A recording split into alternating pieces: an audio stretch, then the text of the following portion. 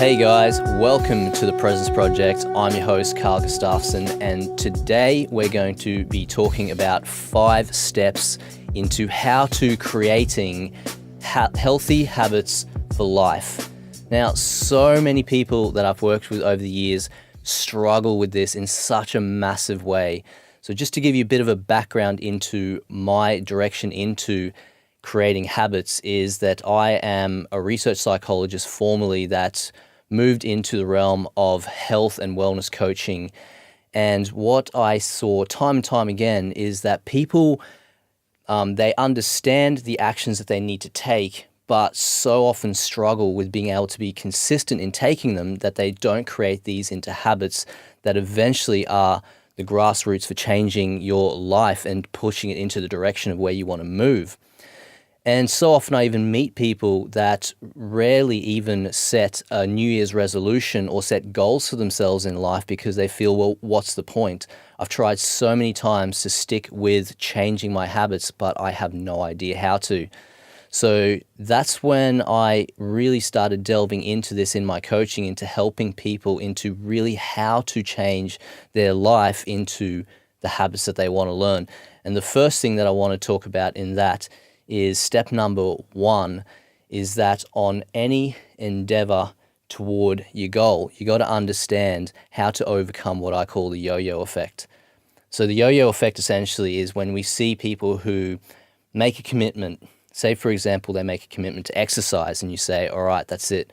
Like I am now going to, in the next year, I'm going to move toward, say for example, I'm going to lose 10 kilos, and I'm going to put on some muscle, I'm going to put on some size, and that's my goal. And so say, for example, we take a simple example, they'll start with running, and they'll go for a run first day, set that goal, I'm going to run 5Ks today, and they put on their music, and they got their Rocky Balboa theme going in their head, and it's like they're smashing it, and then they go, stuff 5Ks, I feel awesome, like I'm going to keep going. And so then they smash out like another K and another K, and they feel amazing by the end of it, and everything's rushing all their endorphins. But what happens out of this is what a lot of people don't understand is that the subconscious mind won't absorb this in the same way as your conscious mind will. And we'll talk about this a bit later on in other episodes of podcasts. But just to keep it short for you guys is that we end up entering into a state of trauma, essentially, that the mind becomes traumatized, which is what I like to call phase 2 of this. Step 2 is staying out of your trauma effect. So the trauma effect happens is when we push ourselves beyond our, I guess it's like in football, for example, they'll call it that the team is playing out of their skin. And it's when you're reaching a volume or a level that's outside of your usual capacity. And what happens is the mind stores that as a bit of a trauma, and it says to us, the mind says, okay, I can do that once, but I can't do that repeatedly. And so you can push through that to a certain extent, but in time, eventually the mind will say, well, so the next morning comes around, you're feeling a little bit sore, you're feeling a little bit tired, and that motivational state that you were in has dropped off all completely now. And there's a bit of a drizzle outside and you're feeling cold and you don't want to get out of bed. And what happens is your mind is now going to start to justify because it doesn't want you to keep pushing. So the mind is going to produce thoughts like, oh, well, yesterday, you said you'd go for 5Ks, but you actually went for 10, so I can have the day off. You take the day off and the next day you say, okay, I didn't go for a run yesterday, but I'll make it up tomorrow with 10Ks because I managed to do that the first day. And so you take another day off. And before you know it, you've already kicked your habit that you're trying to create. So that's really important, guys, to understand is that the yo-yo effect happens from when we push too hard in one direction, we're always going to fall down in the other side of that curve equally. It's the high and the low of life that happens with everything.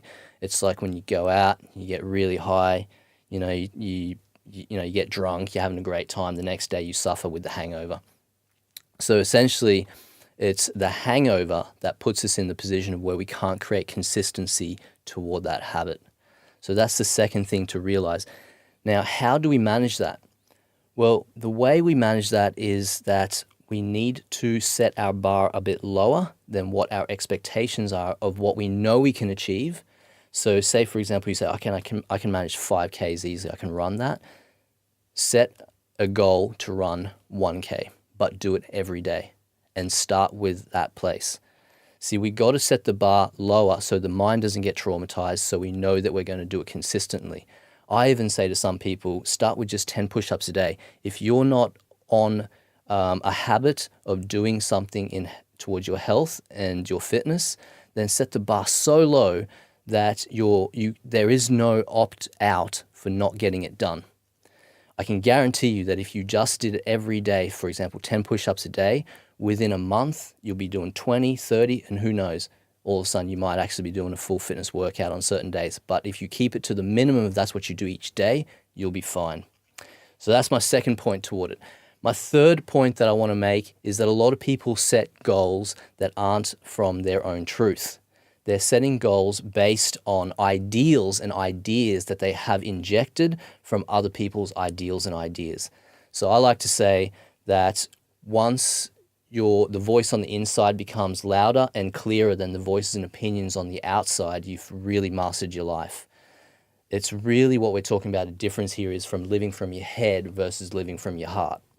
So if we're going to live from our heart, you need to get really quiet on your goals before you actually start and set out to do them, and ask yourself truthfully, like, is this right for me? Is this truly something that I want to achieve? And then I'm not just doing because I think it's going to make my parents proud, or it's because I want to, impress my friends, or my girlfriend wants me to do it, or whatever it is. Like, it's really got to come from your own truth.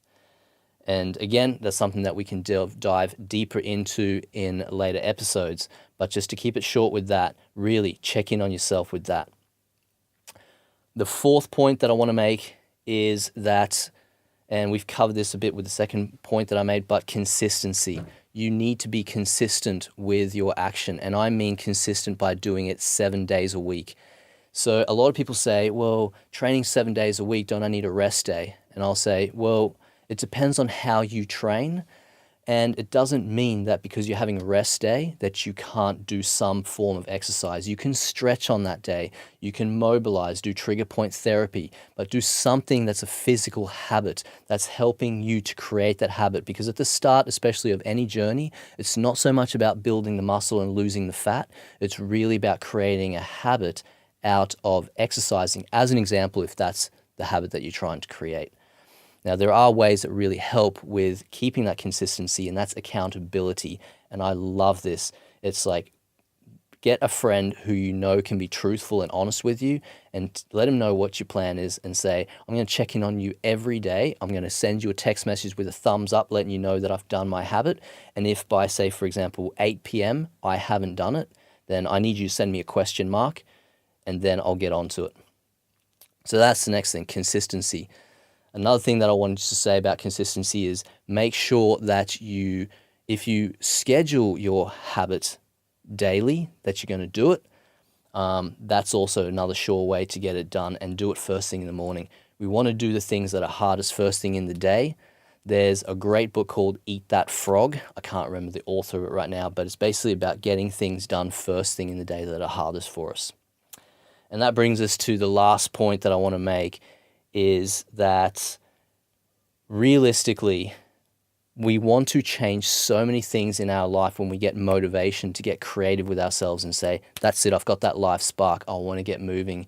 But this is something that's been proven time and time again in research, that we can only truly change one thing at a time.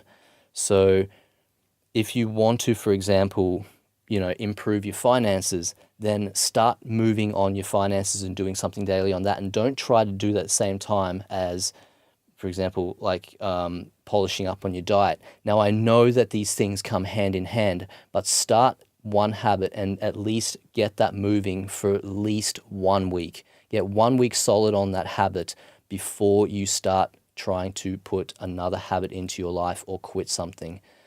So those are my 5 tips for how to create amazing habits for life. I really value you guys coming and listening to these podcast episodes. So this is the first one that I'm shooting. I'm really excited about being able to share with you more content information, PM me or let me know what you guys want to hear me talk about. If there's something that you'd love for me to cover that topic, if I have information on it, I will absolutely love to share it with you guys. Until the next episode, take care, have an amazing day, and I'll see you soon. Bye for now.